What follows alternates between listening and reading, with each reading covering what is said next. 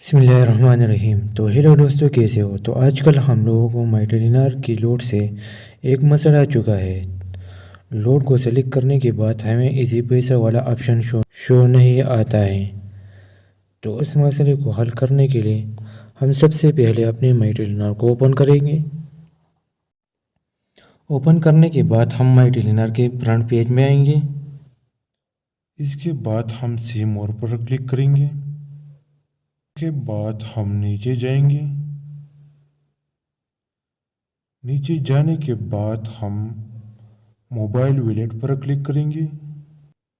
اس کے بعد ہم ویو آل پر کلک کریں گے۔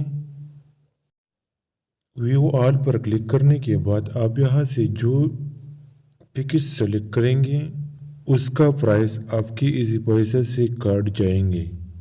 تو ہم ڈیل میں جائیں گے، یہاں سے ایک پیکج سلیکٹ کریں گے۔ تو ہم نے یہ پیکج سلیکٹ کیا۔ اس کے بعد ہم پے ناؤ پر کلک کریں گے۔